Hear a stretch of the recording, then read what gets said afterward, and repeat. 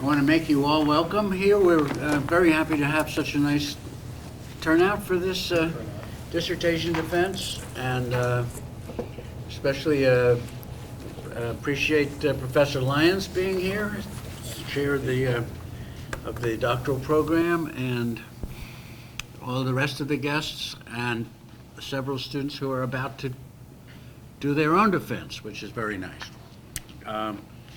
I'm here with the rest of the committee, which includes my colleague Karina Korostelina and Professor Emeritus John Paden, and a dear old friend. So we have all been enjoying working with Ernest, and we're ready for the defense. So I want to introduce Ernest. Ernest Ogbozor, who is his most recent degree before coming here is an MA in Sustainable International Development from Brandeis, and before that an MBA in International Business Management from Lagos State University, and before that a BA in Agricultural Economics from the University of Benin. Ernest also has had a considerable practice career, both before coming here and after coming here. He worked with the International Committee of the Red Cross in northern Nigeria, and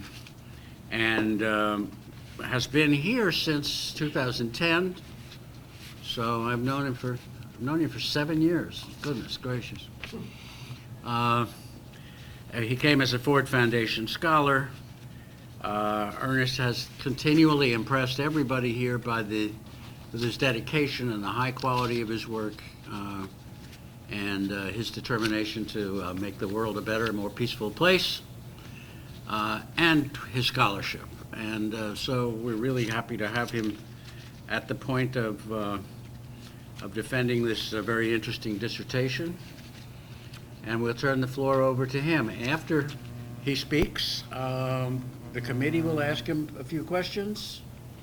The rest of you will be invited to ask a few questions if you want to, and usually people do, and I hope you will. Then the committee will retire to consider what actions it wants to take, and then return after a short meeting. So you're invited to stay through that procedure, and invited to participate in the defense. Ernest, okay. Thank you. Okay, thank you very much. Thank you all for coming. I'll be talking about the impact of violent extremism on rural livelihoods in the Lake Chad Basin. Looking at my topic, there are some terms here which might require some further clarification, but I'm going to explain that as we go along. I still remember in my class with Ernest, he told us that we should define some terms, and not only that, he also wants to know what is the puzzle. Why is even this topic worth even researching on? Well, I'm going to explain that as we go along. Okay, I will be adopting the traditional presentation structure, basically just an introduction, reviewing some theories, then the methods, then going down to the findings and the conclusion, and most importantly, the recommendation from the study. I will start with this statement by Osama bin Laden in 2003. To me, my interest in this statement is not because he was calling for jihad, but my concern was why Nigeria among all the countries in sub-Saharan African country. That is basically what arose me about this statement in 2003. And it was after the 9/11 and 2 years after the beginning of the global war on terror. So, but I think that maybe Paden helped us to even understand why Nigeria is mentioned here. Because in one of his books published by the U.S. Institute of Peace, he said that Nigeria is the least known of all the Muslim countries in the whole world. Despite having the 6th largest population of Muslims in the whole world, Nigeria is still the least known. So I think maybe he knows more than maybe any of us about maybe why Nigeria, but I don't know. So let us move ahead. Yes, now 2003, basically, it's an interesting year in the country. Well, when we look at even when the Boko Haram, when we start hearing this of Boko Haram, maybe it dates back, some literature has it that Boko Haram started in 2000, some 2002, but this phase of Boko Haram, basically, it was Paden that said to me, if you have to look at the drivers of Boko Haram, then you have to look at the phases of the conflict, because the drivers is not, maybe in the literature, there are a lot of literature about the drivers of Boko Haram, and most of the literature just give a general definition. Maybe it has a political root, it has maybe cultural root, and economic root. But at the same time, again, when you go to the context, or when you localize it, but for the Boko Haram, when you look at the phases, it helps to explain on why maybe Boko Haram or the drivers or the motivation of Boko Haram. So just to say that while reviewing the literature, one of the literature that I came across that was very, very interesting was Mohammed. He is a professor at Modibo Adama University in Yola, Nigeria. So he classified the phase of Boko Haram into three: the Kanama, Dawa, and the violent phase. Well, the violent phase is very, very popular with everybody, because in the fall of 2014, during my 101 class, I asked my students, I said, what do you know about Boko Haram? Almost everybody raised up their hand.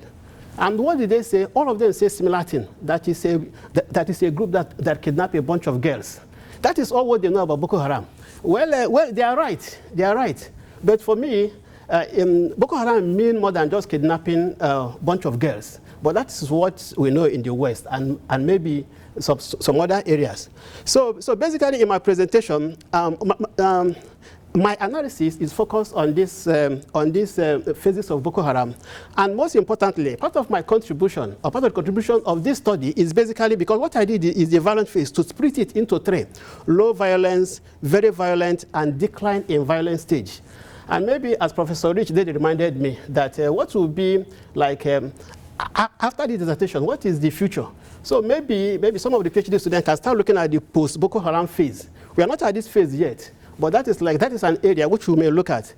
And just to remind us that during Professor Paden's book dedication, Ambassador Campbell did say that Nigerian government claimed to kill Shekau, the Boko Haram leader, 3 times. So which means that nobody knows whether Shekau is dead or alive. So in that case, we cannot say that we are in the post-Boko Haram phase, because nobody knows. The violence still continues. People still die every day from Boko Haram. So this is going to guide us in the study. Now, I mentioned about the violent stage earlier. The key point I will stress here is that the Boko Haram is localized in the Lake Chad area. And the area that are most affected are the northeast Nigeria, Lake Chad Basin, Lake Chad region of Chad, then Far North region of Cameroon, and the Diffa region of Niger. So what is the puzzle? Why even bothering to research on this topic? One of the questions which I asked myself, maybe around 2014, is why is Boko Haram attacking rural communities? If we look at all the militant groups, both Al-Qaeda, ISIS, even Al-Shabaab, none of them has impacted rural community as much as Boko Haram. So to me, Boko Haram, is even more popular because of how Boko Haram target and take out rural communities. So I think that is part of maybe the puzzle, my initial puzzle of trying to embark on this topic. But I think some of the IDPs in Borno State actually captured maybe how Boko Haram attacks. One of them said that Boko Haram often aims to kill everyone or strip them of their assets so that survivors would not have anything to live on. So which means that when you survive Boko Haram, there might be no asset for everyone, because Boko Haram target communities, not only killing people. Boko Haram burn down the entire community. That is their pattern of attack, and that is why Boko Haram is very ruthless. In 2014, the Institute of Economic and Peace classified Boko Haram as the deadliest terrorist group in the whole world. In 2014, Boko Haram killed about 7,000 people, whereas ISIS killed less than that. So in 2014, Boko Haram was the deadliest terrorist group in the whole world. Well, another survivor said surviving without an asset is worse than death. So which means that even when you survive Boko Haram, in some of those communities, they prefer to die because there is nothing to live on. So now we are talking about the Lake Chad Basin. It is important to know that 90% of all Boko Haram attacks happen very close to the Lake Chad. Secondly, most of the community around Lake Chad depend on subsistence agriculture. So in that case, it is maybe somebody can ask, okay, maybe there are some relationship between maybe this lake and even how the people are making their living and the violence. So that is what my dissertation attempts to look at. But before then, let us also note that Lake Chad is bordered by some of the poorest countries in the whole world. I'll just take example of Niger. You can see that when you look at the Human Development Index, Niger rank 188 out of 188 countries. So it's like the poorest country in the whole world. And when you look at Nigeria, Cameroon, and Chad, you look at the HDI, they are all in the last 30 countries. So which means that the Lake Chad is bordered by the poorest countries in the whole world. So this might also maybe give us some insight about what is happening. But we'll get to see as we move on. So now, basically, it's like after looking at this introduction, so it's like then I was trying to now understand whether there was a relationship between violent extremism and livelihoods. But at the same time, we will look at the specific question which I tried to answer. I will now look at, does livelihood maybe have anything to do with violent extremism? Another question is that what is the impact on this violence on rural communities? Then the last is how are those affected people coping with the violence? And when we'll be looking at the framework, we'll be seeing why everything is bordering on rural livelihoods. So now what is my motivation for embarking on this research? First, what I discovered was the vulnerability of rural communities to extremist events. So the second is livelihood crisis, because of the level of livelihood crisis in the Lake Chad region. Then another reason is because since I came to ESCA, maybe when I was taking my classes, the only classes that I found very much interesting is Professor Karina's class. Because Professor Karina basically is like, because I never look at conflict the way, looking at social identity and conflict, how just because we look different, or how because you belong to a different group, maybe you are a student or a professor, how that can even be a source of conflict. But now coming to ESCA, then looking at contribution of other professors here, then as an agricultural economist, I was now looking at how do I contribute to the field? Maybe, I don't know whether I'll be able to contribute. That is part of like what motivated me to now say, okay, let me look at this topic. Then now, what is the significance of the livelihood approach? Maybe for some of us in development or rural development, or some of us that have some background maybe in agriculture, livelihood is very, very important when you want to understand how rural people build their life. So, but we can see the significance of livelihood approach from theory, from research, and from practice. From theory, there's a framework which enables you to look at how rural people build their life in a holistic way, even more than the economy, because there is, okay, maybe later we'll come to why I choose livelihood instead of using economy. And also, when we look at also research, from research, livelihood is very, very important, because without the livelihood approach, maybe I would not have been able to do this research, because the livelihood is a safe way of conducting research in an insecure environment, because the questions you ask is indirect, but you are still aiming at getting your result. Then the last one is on policy. Well, livelihood or livelihood analysis generates some baseline data that can use to influence policy, either on rural development policy or countering violent extremism. So I think livelihood analysis is very, very important. Now, let us now look at some literatures. What is violent extremism?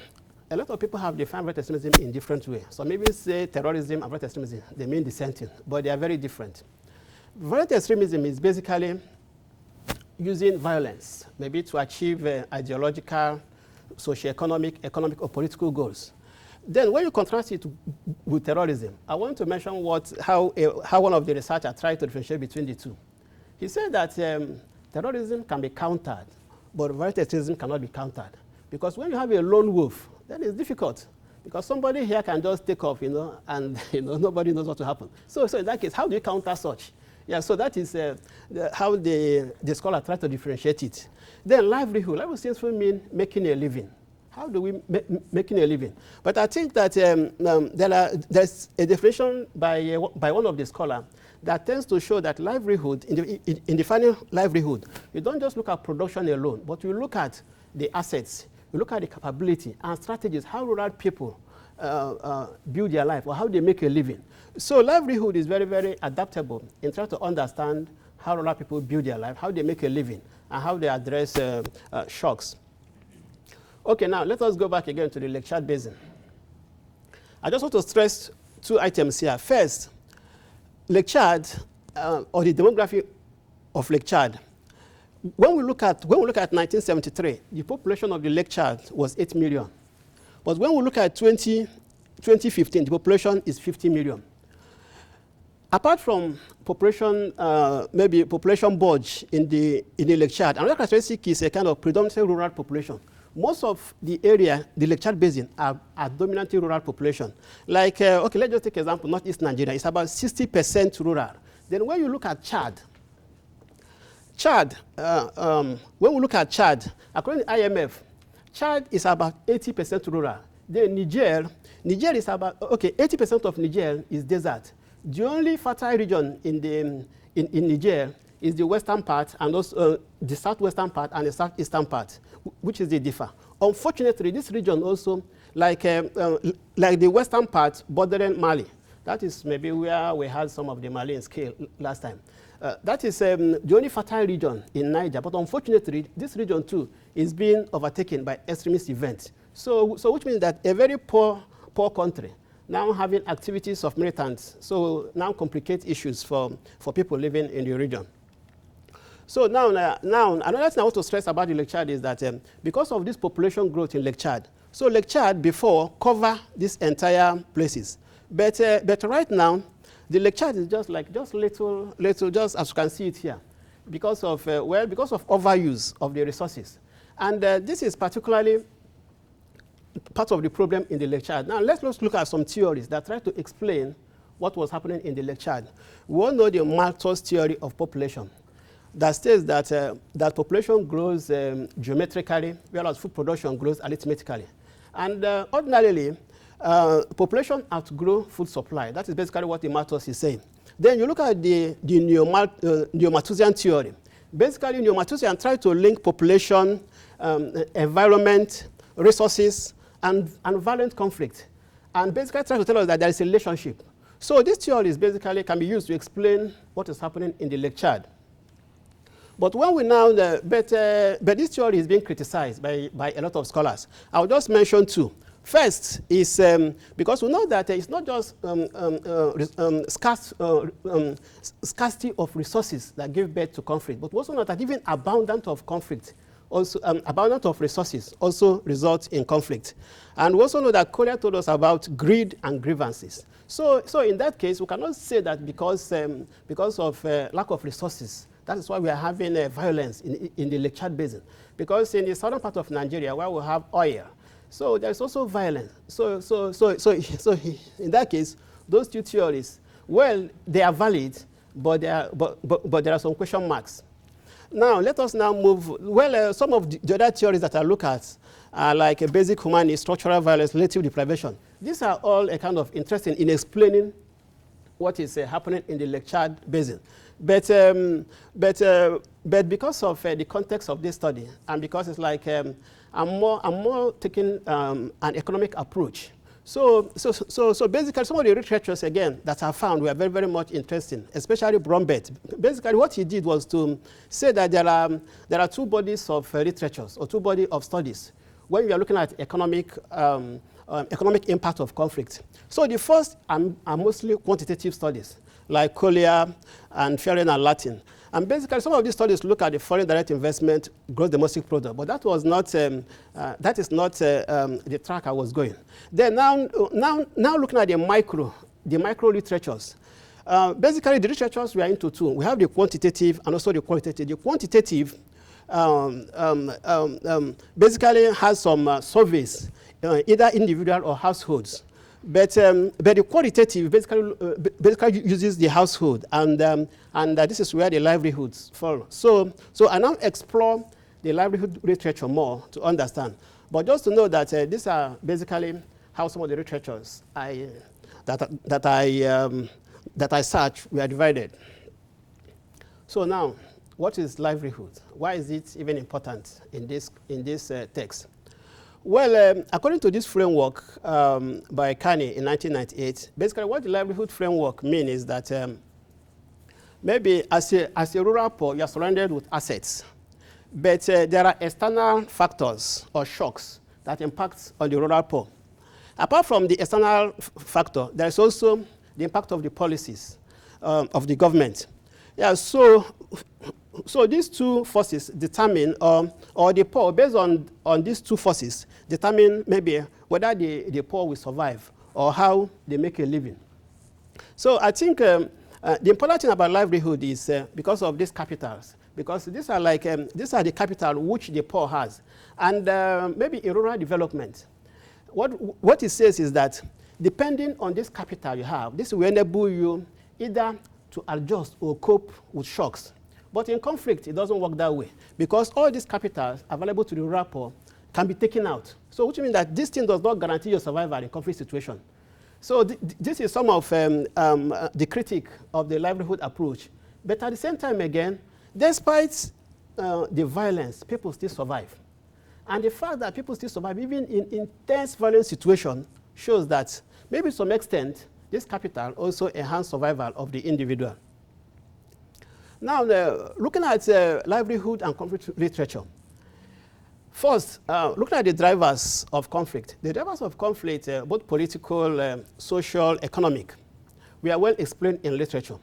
But as I mentioned earlier, but when you look at the conflict phase, you know, and when you look at the context differs. So which means that what applied to Somalia might not apply to Nigeria. Because somebody from Somalia did ask me, why is Boko Haram focusing more on rural communities? But that is not the target of Al-Shabaab. Yeah, so in that case, context matters. Then another thing again is when we look at the impact of conflict, in literature, most literature define part of conflict looking at either direct or indirect impact. But at the same time again, when you look at the context or case studies, it differs. So that is why this studies is good, because it's going to kind of help us to understand the Lake Chad case. Okay, now after talking about the literature, let me just talk briefly about how I organized this study. And basically, I want to say that basically I did a qualitative research. Why did I do qualitative research? Qualitative research because I want to understand the real life meaning. I want to understand how the rural people, not just survey, not just throwing questionnaire and try to, maybe people might be in their office and fill the questionnaire. But I want to go down to the grassroots and actually have the real life experience of how these rural people, how they make their living, and also how they cope with Boko Haram. In the design of my research, as I mentioned earlier, I reviewed literature, a lot of literatures. That is one of the methods. Then I also carried out field interview. Then at the end, I analyze my data and also write my report. Okay, so now how did I select the site I use for the research? Basically, like working in conflict area is very, very difficult, or even conducting research. But what I did basically was I was guided by this USA 2015 that said that if you cannot get down maybe to where you're supposed to carry research, to the rural communities, then it is possible that you can even interview IDPs, people that fled from a violent area, and still get your result. So what I did in order to carry out the research is that first, after looking at the entire Lake Chad Basin, maybe because of limited finance, I cannot even cover all the areas. What I tried to do was to get some communities close to one another. I can remember during my proposal defense, the three communities I had wanted to use, Gambolo Ngara, Fotukol in Cameroon, and Boso in Niger. They were all under the control of Boko Haram, so I couldn't even go in there. So now to be able to carry out the research, I now said, okay, why don't I look at areas that are easily accessible? So I now choose areas where we have IDPs, displaced people. Yeah, so Dalori has the Dalori IDP camp. Pompomari in northern Nigeria has also IDP camp. But Gagamari is mostly Nigerian refugee camp in Niger. And also Bourrha. Bourrha is a transit camp for people fleeing Nigeria to Cameroon. Well, the major camp there is Minowo camp, but it is very far from the border with Nigeria. So I decided to choose Mubi in Nigeria that is very close to Bourrha, just for easy accessibility, and also making sure that I limit maybe some of the security challenges. So, and basically, to carry out the research, I have support from my former colleagues with the Red Cross. And without them, maybe doing the field work would have been very difficult. And again, in carrying out the research, let me say, okay, for my sample population, basically what I did was that it was not a random, I didn't undertake a random sampling, but purposive sampling. Most of the locations I choose were based on the contribution, because basically I was looking at areas that were affected by Boko Haram, either directly or indirectly. That was how I choose the communities. And I sampled 25 households. And basically, why do I choose household? Why not individual? Well, in most economic analysis or household economic analysis, uses household, because in household, we're talking about income and consumption. Consumption is on household level, even income, because the man can be making income and the wife and the spouse. So when you now maybe sample just the husband, you'll be missing some income because the wife also contributes some income. Yeah, so that is why maybe household is better in most household economic analysis.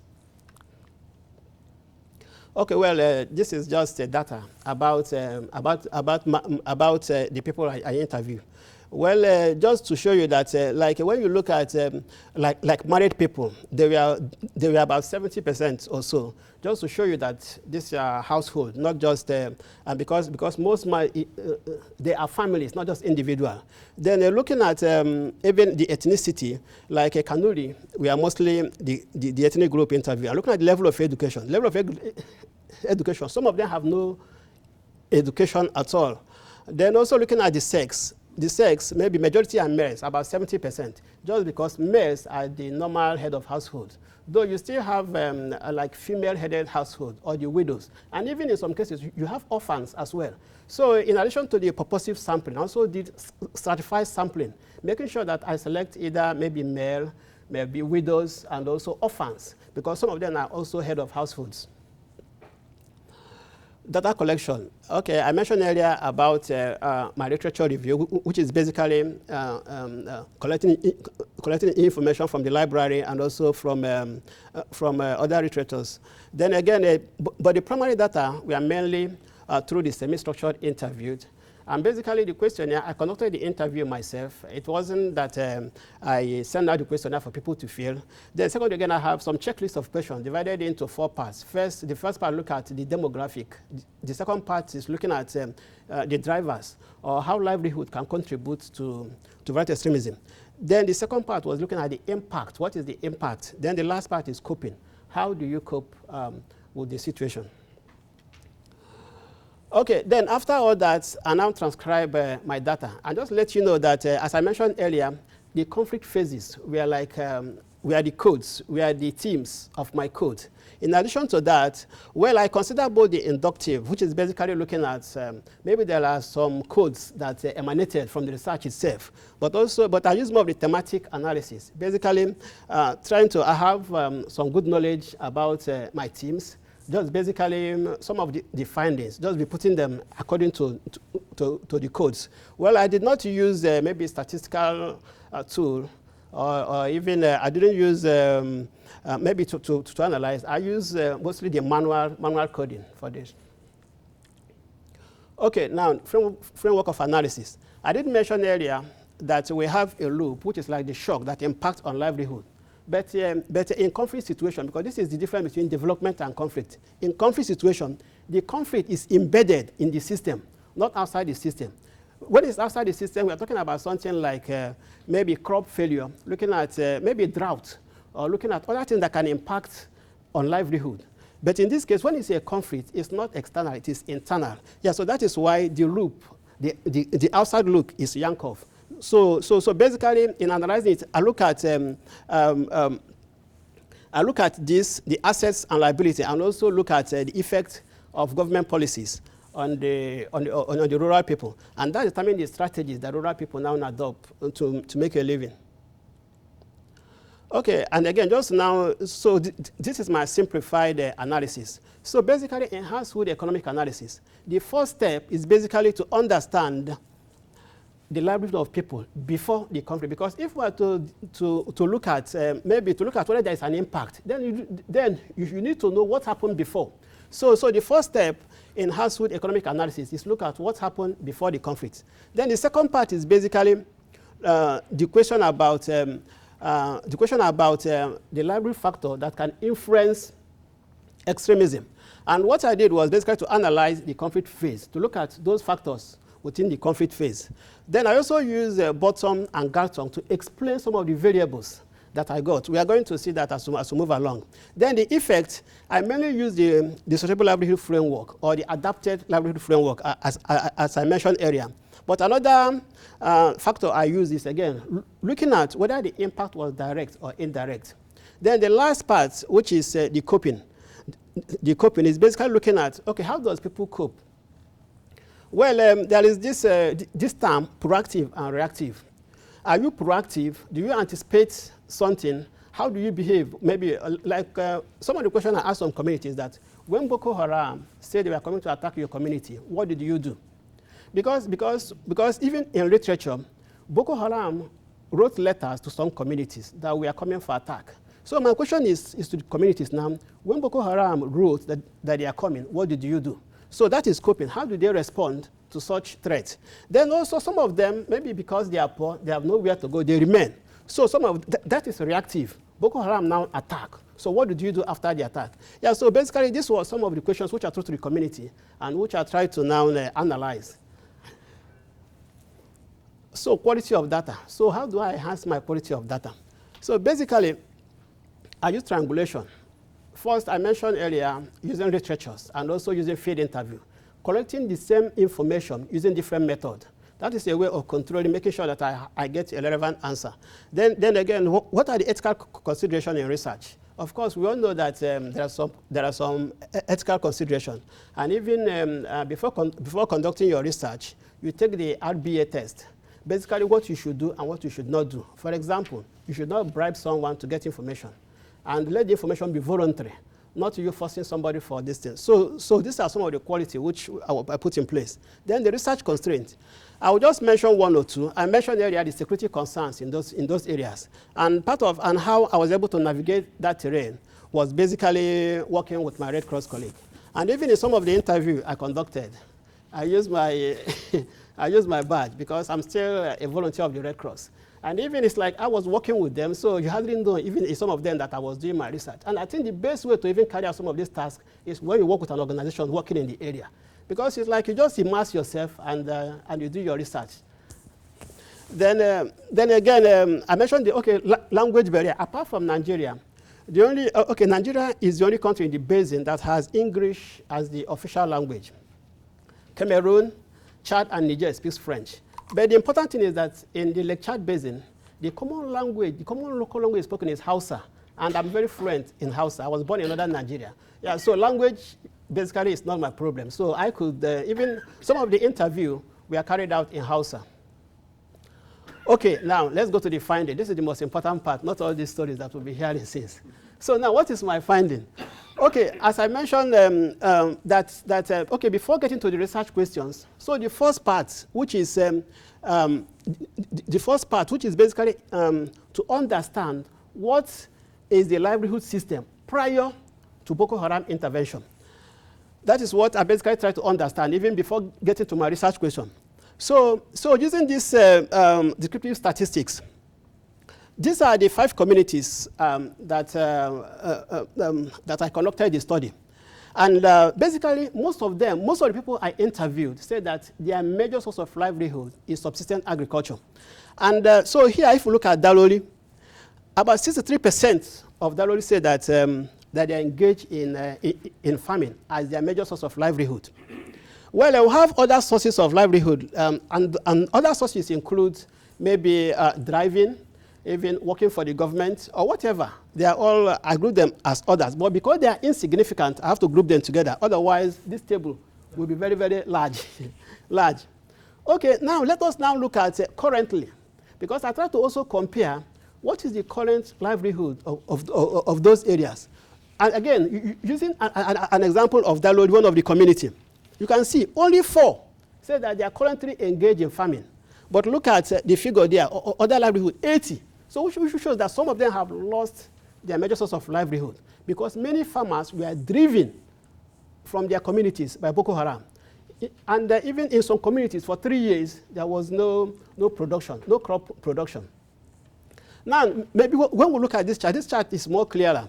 Looking at pre-Boko Haram and current. So before Boko Haram, you can see that this is about 47% say that they are engaged in, okay, sorry, please. About 47%. But look at currently, that is which is in red. You can see. So which means that most of the livelihood activity of the people is no longer farming. Some of them have no even source of livelihood at all. Some of them are just in the camps, maybe asking for handouts from the aid agencies. So with this now, we can say that there is a change in livelihood pattern of the communities. When we look at the household income, before Boko Haram and current, like look at Bourrha. Bourrha is a community in Cameroon. Bourrha is about $75. Maybe for people in the West, this is a very small money per month. $75 for a household per month. But for somebody in the community in Bourrha, or when the money is converted to the local currency, it's a very big money. But despite that, the money, and even when you look at the household side, it's about 6 or 7 people, maybe depending on this income for a month. But when you look at even currently, it's even worse because you can see the drop. And again, when you look at Bourrha and Gagamari, Gagamari is in Niger. But you can see that even the income level is higher than Dalori, Mubi, and Pompomari in Nigeria. These two communities were not directly impacted by Boko Haram, but they were indirectly impacted because most of the Nigerian refugees settled in these communities. But when you look at the other community, some of them were targeted. We are targeted by Boko Haram. Like Dalori, the entire Dalori village was burned down by Boko Haram. Okay, now let us go to the research questions now. So part of the question which I pose maybe to the community is, what is responsible for the current violence in your community? And just to let you know that why I titled this dissertation Violent Extremism is because there is a time in Borno State or even in northern Nigeria, you don't mention Boko Haram. You don't mention Boko Haram because when you mention Boko Haram, then you're in trouble. Yeah, so that is why even part of the research strategy is basically to conceal Boko Haram and just, and even at times, you don't even say, you just say, what is happening? What is happening? You don't know what is happening. So it's that you don't call it by the name, because when you call it by the name, you might be target. Yeah, so part of the question is, what is responsible for what is happening? And you can see some of the responses, majority of them mention poverty, some mention unemployment, some mention illiteracy. Different, So I want to categorize it. So some of these factors are very, very significant. Now, when you go to the literature, because what I did is that after looking at what is in the field, I compared it with the literature. So the World Bank tried to help us to condense all the factors that are responsible, maybe, or that are driving conflict in the basin, like underserved region, or even environment, governance challenges, all these factors. But I think what is of interest in this study is basically now looking at the conflict phases, looking at those factors, which factors you can put in a particular phase. So what I discovered was that before Boko Haram, the environment, resources, water, were very, very prominent as part of the drivers. And even like corruption and governance challenges, they were part of, but during the Boko Haram phase, because the initial trigger of conflict by Boko Haram, because Boko Haram started, they were not violent, but the initial trigger was the killing of Mohammed Yusuf, the group leader. The second, another challenge was the destruction of the livelihood capital of the members of Boko Haram, because their mosques were burned and their members were killed. Their members are their social capital. Their mosques are their fiscal capital. So it's like when you take out this capital from these members of Boko Haram, it was part of what motivated them. Though we know that ideology, some of them, of course, they were radicalized. Yeah, but then now looking at what is now causing, what is driving some of the instability in the region now. The instability in the region now is mostly driven by policies of the government. Well, Boko Haram still carry out some attacks, but the policies of government, like there are some restrictions. Like in Borno State, Some of the farmers were restricted from going to the farm because of maybe IEDs or landmines. Yeah, so some of this, and again, because of what's happened, because people were prevented from engaging in their livelihood for over a long time. Yeah, so it's like food insecurity is one of the major problems that is being experienced in the region. Okay, now let us go to the effects of Boko Haram on livelihood. And basically, as I mentioned earlier, what I did was to classify the effect into direct impact, indirect, and also the impact of the policy. When you look at the direct, a lot of people were killed. Then when you look at the assets, like bridges, maybe water points, there were a lot of destruction, hospitals, schools. Then also displacement. In 2014, about 4 million people were displaced, but currently, over 2 million are still displaced.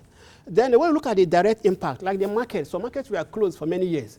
Like the Northeast Nigeria have some of the largest market for cattle, cows, but some of them were closed down.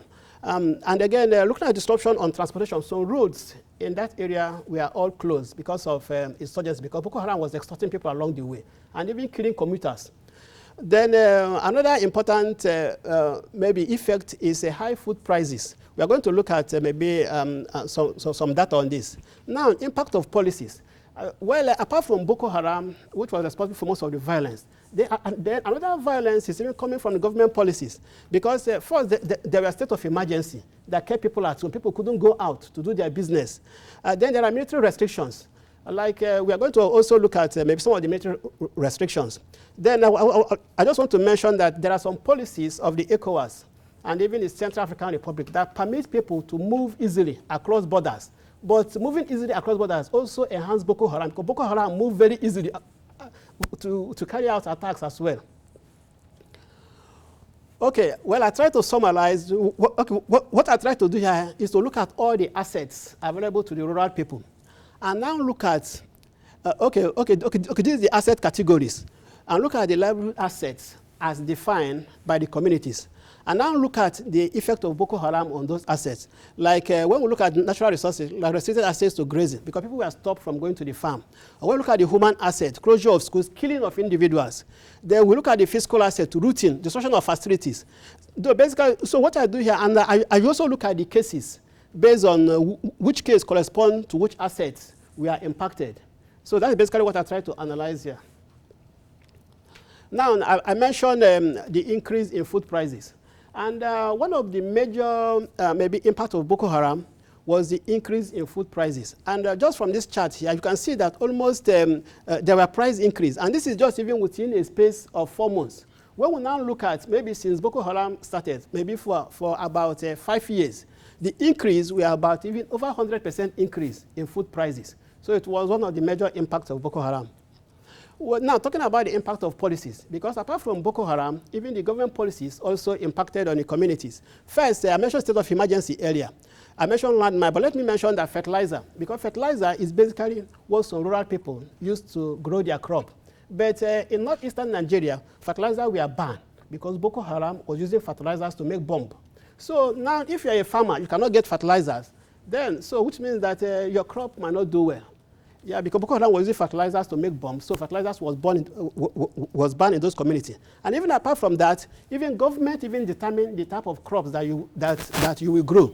Because what happened was that maize and sorghum is one of the crops that does very well in dry condition. But because they are tall crops, it's like Boko Haram was hidden under some of those plantations. So the government banned the cultivation of maize and sorghum, because Boko Haram was hidden under them. And so though the government allowed like beans, beans run on the ground. So government say, yeah, you can grow beans, but you cannot grow maize and sorghum. Though there are other impact of policies, but these are just few of them. Okay, now this is one of the important parts of the livelihood approach, because the livelihood, why is even different from the economy? Because the economy look at production and income. But livelihood, apart of looking at production and income, livelihood look at strategies. How does rural people address these challenges? Well, I know that there are some responses from international organizations, but since this is a baseline, it is good to understand how the people try to address the challenges themselves. So what I did here is basically looking at pre-Boko Haram prior to Boko Haram, how are these people surviving? Because as I mentioned earlier, the Lake Chad is a very, very poor environment. Poor environment. So people in Lake Chad have been surviving, maybe struggling to survive, even prior to Boko Haram. So now looking at how they have been able to adapt or cope with environment, crop failure, and other shocks. Basically, like subsistence agriculture, just growing what they can feed on. Then also diversification. Some of them are traders. Then some also engage in crop production. Then seasonal migration. Like in the Lake Chad Basin, a lot of them moved a lot, like during the dry season and also during the rainy season. Most of them remain and cultivate during the rainy season. But when the rain stops, which is usually about 3 months in the year, they move to other areas. So this is a way. Then let me just mention, this is like Quranic schools. Quranic school is also a very way that people has used maybe to cope with changing the environment. And what's happened is that some very poor people, some of them that could not feed their children, send them maybe to Quranic schools and leave them just to stay with the teacher or the imam. And again, of course, whatever the imam says to the child, that is what the child will take. Well, this is what I will call an adverse coping strategy, because you just give your child maybe to the imam, but you don't know what happened after that. And some of these children were the ones that have been recruited into Boko Haram. Yeah, so this might be an adverse coping strategy where you just send your children to Quranic school. You don't even care what happened to the child. Now, another question which I pose to the community is, okay, before Boko Haram struck, what did you do? I mentioned earlier that some of the community have letters from Boko Haram that they are coming to attack. And Boko Haram, once they send the letter, they come. It's like, of course, in the rural areas, nobody challenge Boko Haram. Boko Haram move, you know. Yeah, so I try to understand how the people respond when they get this letter from Boko Haram. So some of them say that they just pray. Like one of them said that maybe in the household, what can you do? You just pray. Prayer is just what they do. But we all know that prayer, well, is good, but prayer is not a strategy. Prayer is not a strategy. Then some of them, again, maybe under extreme conditions, some of them said, okay, what they do is to sell their assets. After selling assets, that they move. But there were growth in the market. Almost everybody wanted to sell. So there were growth. What happened? So some of them even sold their item maybe just as a giveaway, just because they just want just anything so that they can free. Majority migrated, left the area. Then some joined the vigilante groups to protect their community. But I also want to mention that communities in the Chad Basin that formed the vigilante were the worst, were the most attacked by Boko Haram. Like Baga is a fishing community. Baga had a very strong vigilante groups. But when Boko Haram attacked Baga, Boko Haram made sure that every living thing in Baga was taken down. Yeah, so most of the community, because it was like a revenge, because some of the vigilante groups posed challenge to Boko Haram. So when Boko Haram reorganized and come, it was very terrible. Then in that case, you now question yourself, is it even worth it? Even maybe forming those vigilante groups, because Boko Haram was more superior and more armed than the communities. Now, looking at the reactive, okay, now, so this is now before Boko Haram attack. Now, when Boko Haram attacked, how do people respond?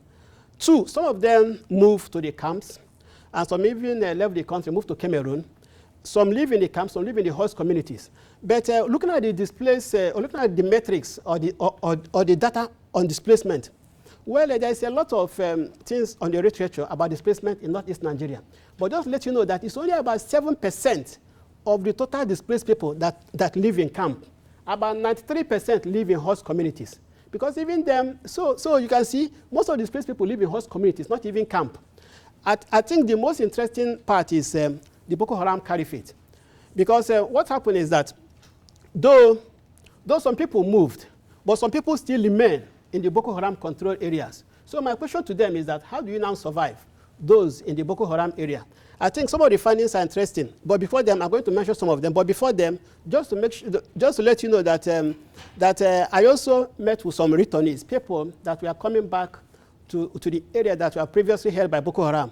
And those coming back mentioned that some of the challenges that they have is that they have no houses again. So some of them live with their relatives. Then some skip meal, then some even borrow, and some even engage in training. So now let us now look at adverse coping strategies. So some of those communities, or some of those communities that live within the Boko Haram area, because the question is now, when you live in an area controlled by Boko Haram, how do you survive?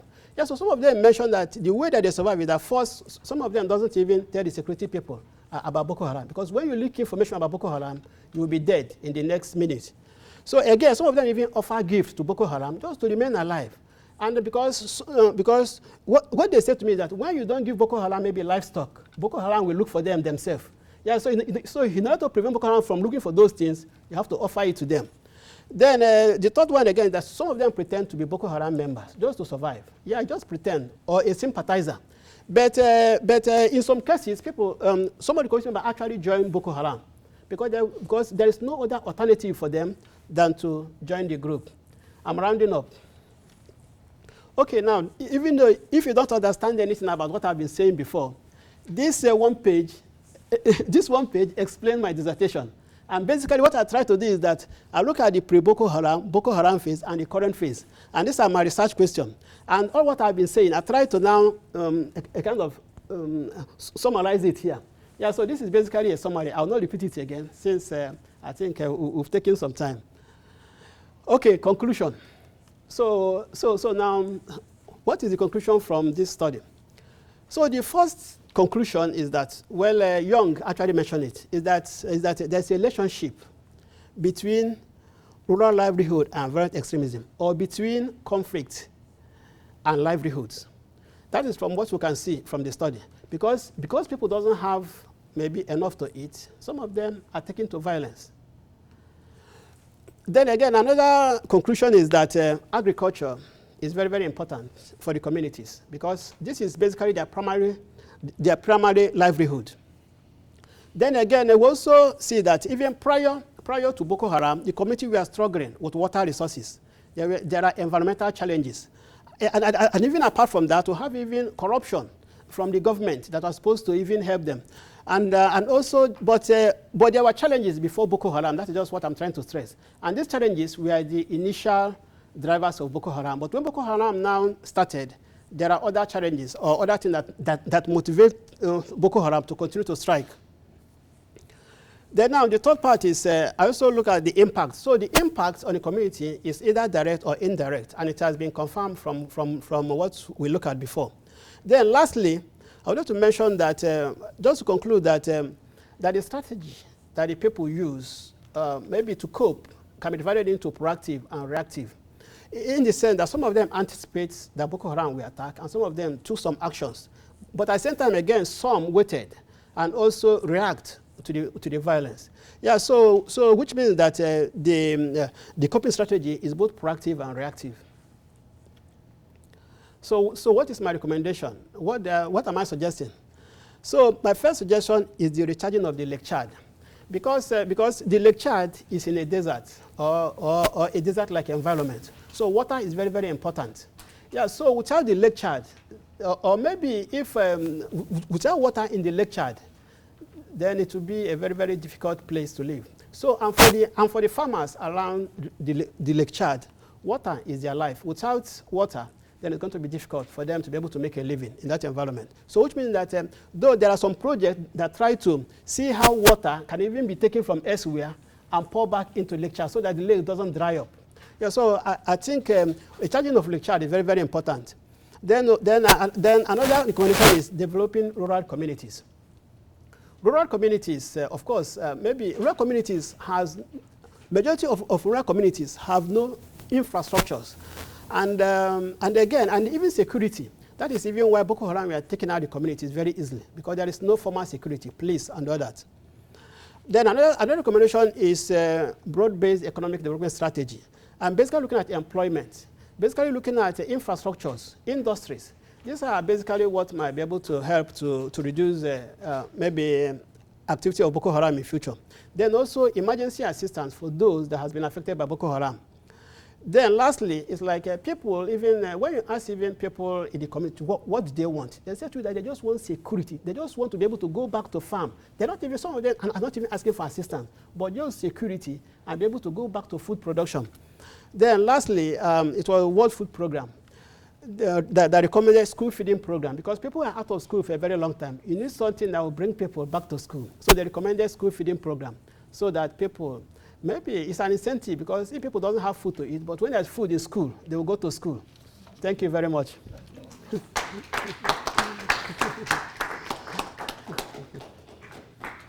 you very much, Ernest. Let's start with some questions by the committee.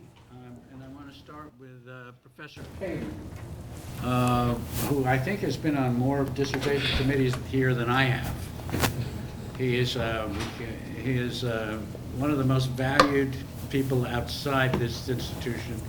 In fact, he's really not outside the institution. He's really part of it because of this extraordinary help that he's given us on dissertations. So I just wanted to say that. And John, whenever you're ready. Well, thank you, Rich. We go back a very long ways, as you mentioned, and it's a pleasure to work with ESCAR, even before it was ESCAR, back in the Kwanzaa days there. Ernest, I want to congratulate you. You've done a nice job of research. You've written it up well, and it's very, very well presented here today. And we've talked on a number of occasions about the details of this, and I have some further details that maybe we can talk about later. But I want to focus maybe on some of the research design choices that you made, because rising above the details, now looking back, would there have been some things that could possibly have been done? Your questions are good, your concepts and theory are good, your case studies are good, your field research is good, your coding is good. When it comes to the analysis, it strikes me that in retrospect, you've ended up with a comparative case study and not really a case study. You blended them all into your analysis and conclusion, but you've got your Niger case, your Cameroon case, and then your 3 Nigerian cases, which all have special characteristics, including this fishing, which is, and it seems to me that because you've got a comparative case study and you've got at least 25 households in each one, I mean, you've really got a good sample here. And the question is, in retrospect, would it have made sense, even with a qualitative study, to have done not just univariate tables and things, but done a bit more on the multivariate thing, the relationship of ethnicity to strategies, of religion to strategies, of motive livelihood to strategies, etc. I mean, you could all think of the kind of questions that would come out of that. So and I'm thinking ahead to the next phase. If you were to submit for publication, or where do you go from here, those would be the questions that probably people would ask as well. The other kind of big question is your time frames. You have on various occasions pre-Boko Haram, the most violent stage, and then current. If nothing else, go through and get rid of all of the words current in this, because you've got to put some time frame on that. It's either 2016 or 17 or whenever you're cut off, because 5 years from now people aren't going to know what current means, and things may have changed drastically during that. So that would just be something that any editor would pick out. But it does sort of remind me that you've got a nascent, time frame in here as well, and you could do some comparisons across the before, during, and after, assuming we're in the after sort of phase of things now. And that might be something to do a little more, particularly in your conclusions, where you could do these comparative kinds of things. I realize dissertations tend to run out of energy when you come to the final conclusions, but the conclusion is really the heart of the whole thing here. I wish you had done a little more, also in conclusion, on evaluating these theoretical frameworks. The Homer-Dixon, Neo-Malthusian thing is hanging out there, and the demographics are just going off the chart. Okay, that's a kind of driver. The drying up of Lake Chad is a kind of a driver, and you could get into these ecological things as well. Or Ted Gurr's relative deprivation. You know, you've got extraordinarily rich people in that area and extraordinarily poor people, and that's a ready-made invitation to some kind of reaction there. And so we've got all of these theories, you know, Escar theories sort of sitting out there, and maybe wrestle a little bit more with them in this, given your case study, or I will call it your comparative case study as well. One big question that jumps out at me, again, if you're looking at where to go from here, as you mentioned in your report just now, on the reactive side, 93% of your respondents, your IDP families, go with host families, and only 7% go with IDP. That is astonishing. And the question is, okay, who are the host families? You know, if that's, if you've got people that you could kind of get a sense of that, and you reminding us that you've got your Christian groups, you've got your Muslim groups, you've got various ethnic, you know, social networks there as well. You've got vocational networks. You've got, within the Muslim community, there are all different categories, and within the Christian community, there are all different categories there as well. So who are these host families? Who are these host communities? It's just, you know, it's a follow-up question. You can come back to that with material you've got, or you could continue asking those kinds of questions. I have to say, on the recommendations, I think you copped out a little bit.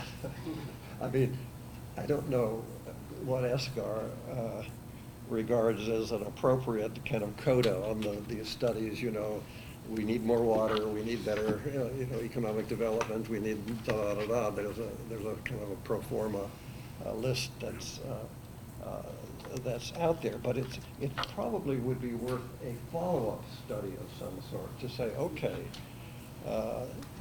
what is the role of the international aid communities, the U.S. and Europe and other? What is the role of the international, you know, NGOs? What's the role of Nigerian NGOs? What's the role of the Nigerian, you know, Emergency Management Agency, and et cetera? And of course, that gets you all over into not just who's got the money, but how do they deliver it, and how does it get implemented in an environment where we all know, sort of cycling back to your comments about corruption here in these countries, that a lot of that is going to get sidetracked, and that could simply feed the cycle of reaction to it. I'm well aware. A year ago, I was, as you well know, meeting with the president of Nigeria and asking these same questions. You know, what do you do to implement this? Because people were starving by then. You kind of bring us right up to the period of time where it becomes an international humanitarian emergency. People starving. What do you do? And his main concern was, if I just throw money at it, it would be stolen. So how do you get that infrastructure? I mean, that you can see where that's a different project, but it's one that really begs for your attention because you know the case studies so well. One other quick little thought on the increase in food prices we see in December and April, that 4-month period. You well know that happens every year because the harvests come in the fall, and then the hungry season begins in April. So I would consider dropping that particular table there. But on your time, in general, on your time frames, I would say go back through it if you are going to publish this, and get some kind of a standard, you know, framework for it, and just tighten it up, particularly at the end there. So those are my quick comments. But any thoughts you might have in retrospect, and again from a kind of a 30,000-foot perspective, you know, what I look at that picture and I think, you know, this is a very difficult, you know, you picked a very difficult topic. You don't know that guy's Boko Haram. Right. So there's no guarantee on this, and you're quite right in saying you have to be circuitous when it comes to talking about Boko Haram and so forth. But on that multivariate, putting some tables together, it doesn't mean you're going to a high quantitative kind of thing, but SPSS program just give you that kind of stuff. And then maybe a little more on where we are on these time frames and how useful that might be. Okay, thank you very much. I think most of the comments, but as for the time frame, when I started, or the period, what I meant by the current is basically, I was looking at 2017. That was basically 2017. Because when we look at the current period, it is difficult, though we know that we are in a state of declining violence, and we don't know how long it's going to be. But basically, I think the current is basically, to be specific, is 2017. So my study is between 2013 and 2017. Then put that in. Okay, sure. Yeah. Then as regards to the IDPs, maybe looking at maybe the 93% who are basically those in the communities. Well, when we look at a community like Bourrha or Gagamari, Nigerian refugees in Gagamari. Gagamari is a community that has its own community members already. Yeah, so what happened is that people feel more comfortable of even maybe staying with with local people, because that also gives them the flexibility of not asking for handout, but even engaging maybe in livelihood activity like trading or hawking. Yeah, so but when you are in the camp, it is difficult maybe even to go out of the camp. Yeah, so people, so majority of people that fled Boko Haram basically feel more comfortable just living with people in their community. It might be their relation. But your respondents, your 125 households, are mainly in the IDP camps. Okay, well, okay, my respondents, what I try to do is to know some host community as well as some IDPs. Yeah, so I combine the host community and the IDPs, not just the IDPs only. Yeah, but within. That might be worth spelling out. Spelling out, yeah. Clearly there, because I lived through enough droughts in that area to know that there are all kinds of local strategies, marrying off your daughters and things. Yeah, sure. Just Just a comment on what you mentioned about not just throwing money, but how do you basically address some of this issue?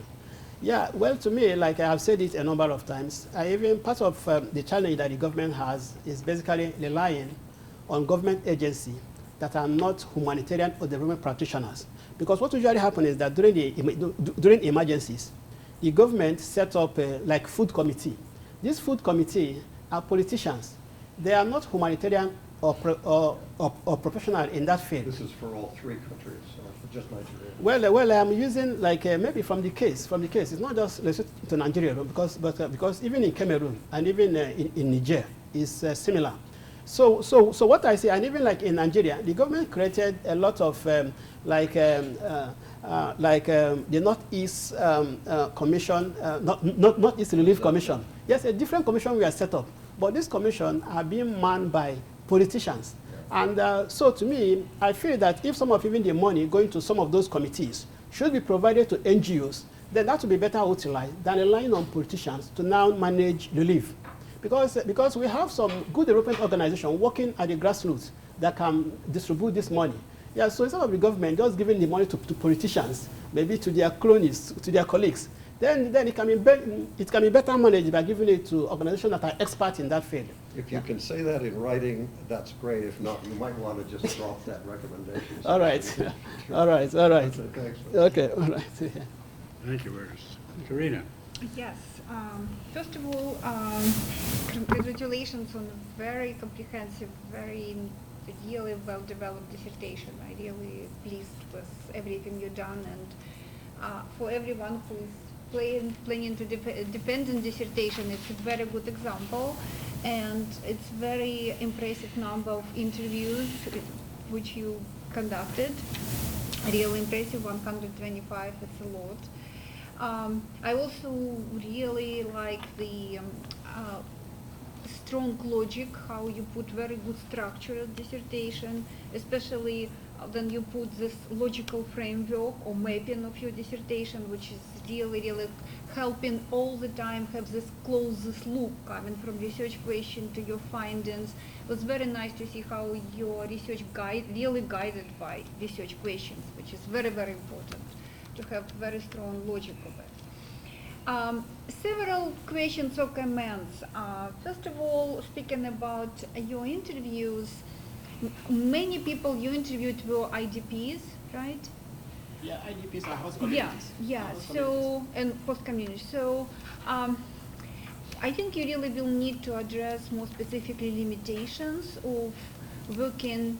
Of course, we understand you could not go to Boko Haram area, and working with IDP was the only way to do it. But you really have to really reflect on limitations which arise from this particular study, because then you, especially when you study coping strategies, refugees is exactly people, IDPs, who actually escaped and didn't cope there. So it's probably this is a group of people who started trouble coping, but they were not successful and they escaped. So this is very important to address this limitation. Second, I think very, very interesting, very striking finding of your dissertation is this interrelations between Boko Haram activities and policies. It's actually interesting how policies which actually planned to suppress conflict or mitigate conflict in reality make even worse the livelihood of the people. So I think this is very important to stress, especially if you will write books. This could be one of the highlights of your research, this particular impact, very unusual impact. So policies are not helpful. And if there are any policies which are helpful, so what is the process of developing such helpful policies? Third, I agree with John a little bit mentioned it, but I would stress it even more. It will be interesting to see cross-sectional analysis, like gender. What are coping strategies across gender? What are coping strategies across age, education, religion? Is there any differences and any specifics? And speaking about coping strategies, this is, I decided not to, when you were writing and finishing it, because you already had your theoretical framework and everything, I decided that probably it will be better to do it for the book, because in reality it's just different names for it. But I would recommend you, especially if you publish and will be interested in publishing a book and continue your research, to introduce resilience as an analytical concept, which is very, very, very developed right now. There are growing number of research. For example, one of our former student, Amy Carpenter, she wrote exactly on resilience of communities in Afghanistan, in Baghdad specifically. So speaking about this, I think it's very important to maybe stress how do people explain violence, right? Because you were speaking, they experience all this violence, and Boko Haram actually reduce their livelihood and they have problems, but they have this religious beliefs, explanation of framework. Do people really see it in the same way, or they see them as a bandits, or they see them just somebody who have economic issues? Do religion play a role in explanation, justification of the conflict, so it might have impact on coping strategies, right? And when you speak about the strategies coping with Boko Haram, it's clearly there are positive resilience and negative resilience, right? Then you speak about this adverse coping strategies and they actually collaborate, which is a negative resilience. While then you speak about positive resilience, I'm a little bit skeptical about putting prayer as a proactive resilience. A lot of research actually, especially in United States, in marginalized, segregated ghettos and communities in the United States, they study that especially African American women rely on prayer as actually passive resilience. It's already discussed a lot in literature.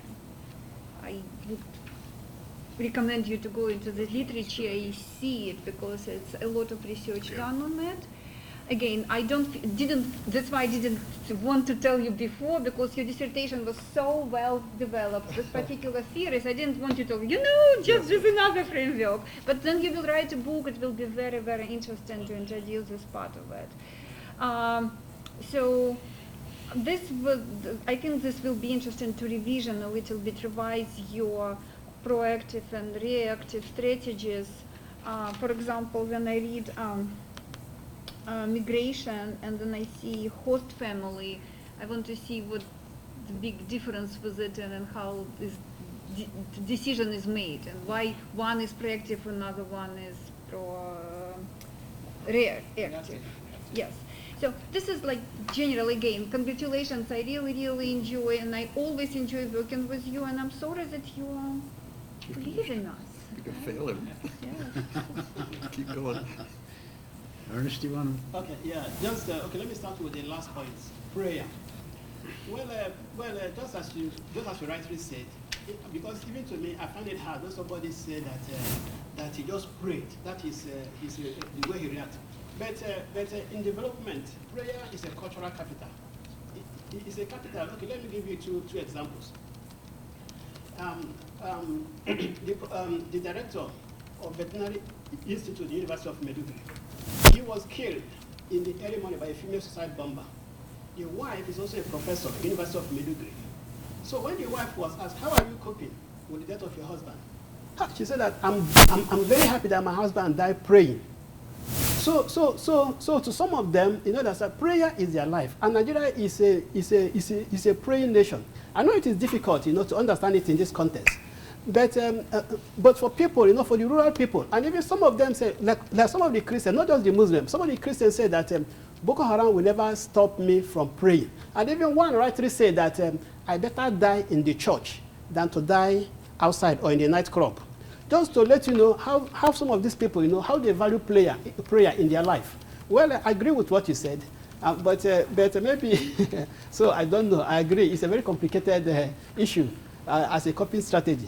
Maybe another point I want to mention again, I did realize that you did, resilience is like the buzzword, But at the same time, when we look at coping and resilience, to me, I see resilience as more of a long-term strategy. But coping is shorter. It's a short-term strategy. Yeah, but I agree that resilience is basically the buzzword to use.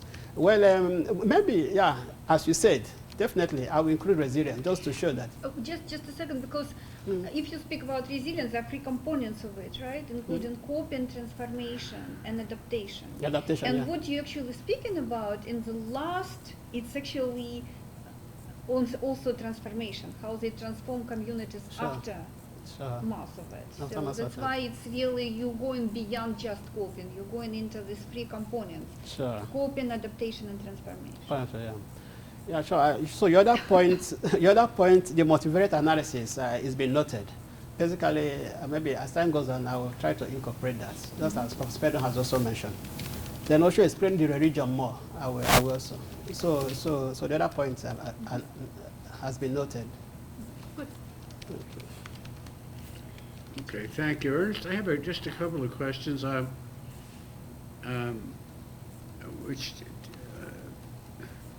which relate to matters sometimes in this very good study you've done. Sometimes you raise a question that's really interesting, and then it's sort of not where your main focus is, so you move on, to get to livelihoods or whatever.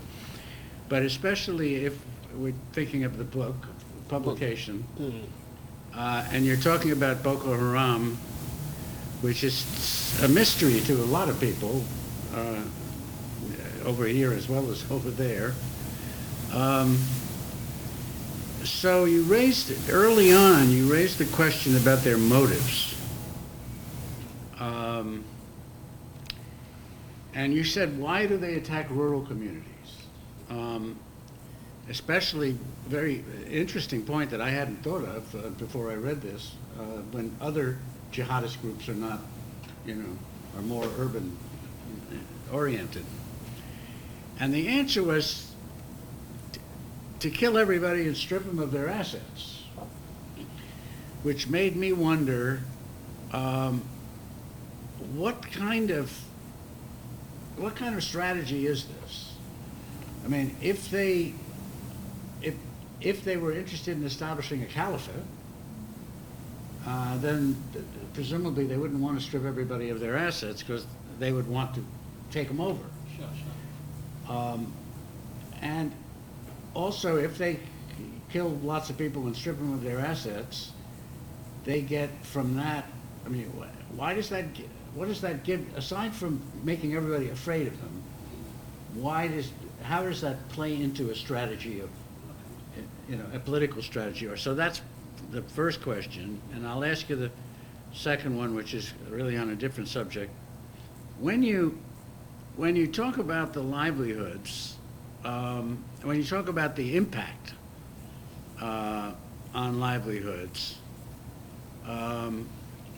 you showed this very dramatic. I think you got some wonderful data, both from your interviews and from other sources.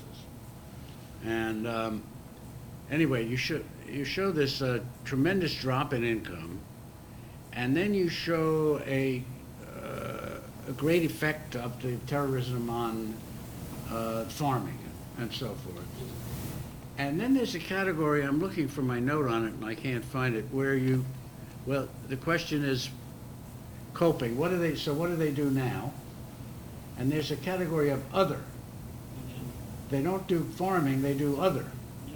So I couldn't help, a reader will ask, what other? In other words, maybe when the time comes to publish, you might want to describe more particularly what alternatives people have found as part of a coping strategy. So let me stop with that for now. Okay, let me start with the last question, other. Well, when I was explaining, I did mention that other livelihood activities like it can be trading, it can be maybe bicycle repair, it can be even working for the government, it can be teaching, whatever. Yeah, basically I put it other in the sense that if I list others, then my graph would have, this size will not contain the graph.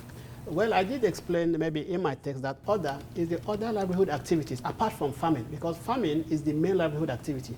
Yeah, so the others, whether services or working for industries or driving, teaching, so they are all categorized as others. That is the way I put it.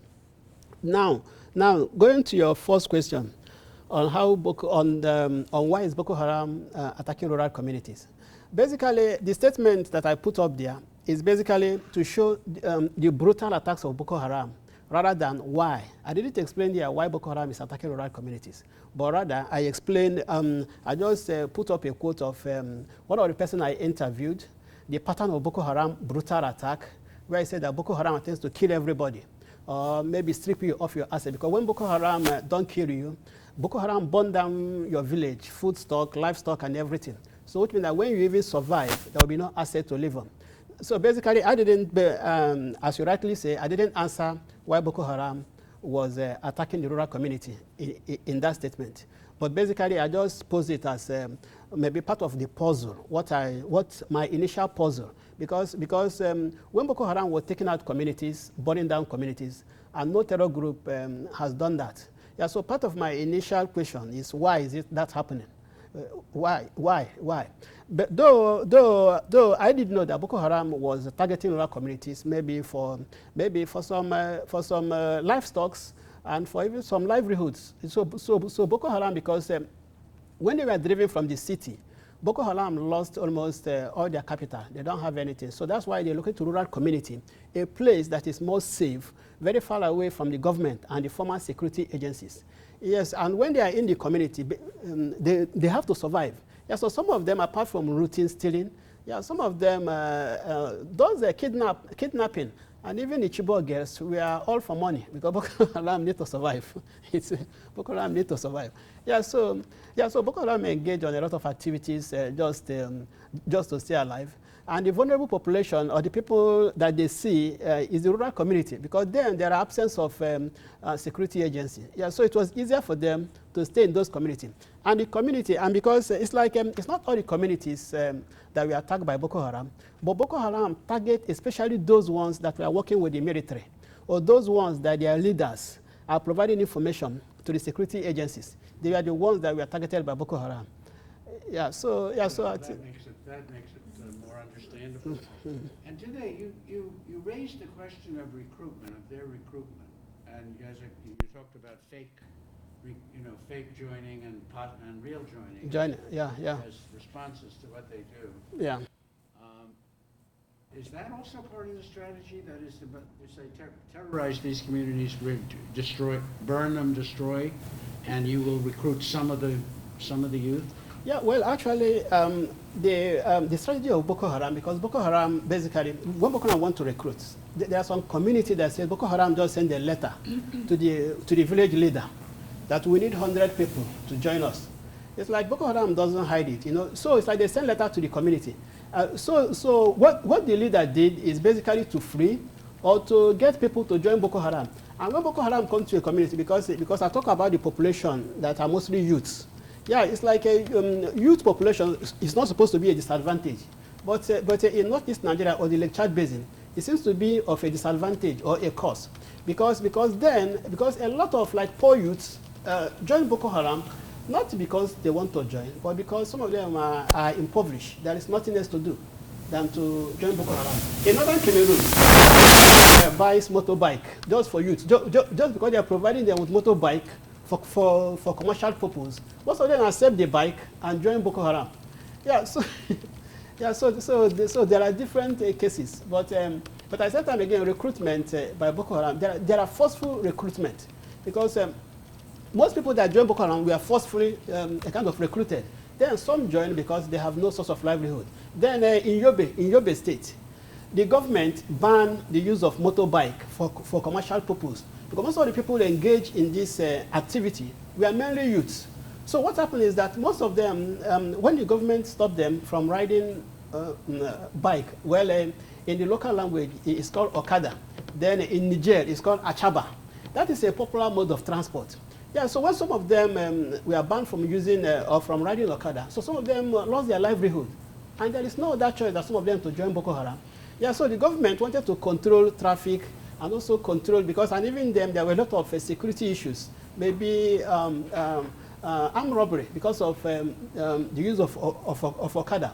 Now the government stopped the Okada, then the youths went back and joined Boko Haram. So to me, whichever way, it's still bad. So I think it's a bad situation. Right, good. Well, thank you very much for that. Thank you. Would any of you like to ask a question or make a comment? Floor is open. Thanks. You set a great example for those of us kind of going down the same vein. Sorry for. That's fine. I think that the clarity with which you provided the results and the rigor that you used to delineate your variables and stuff just makes the pathway for people like me easier as Dr. said, to pursue our decisions easier. So thank you. Okay, thank you. Anything else? Well, if you're not going to ask questions, we're going to go retire for a few minutes, and not retire from our jobs, you understand, but retire. He's already retired, but we'll be back in a few minutes.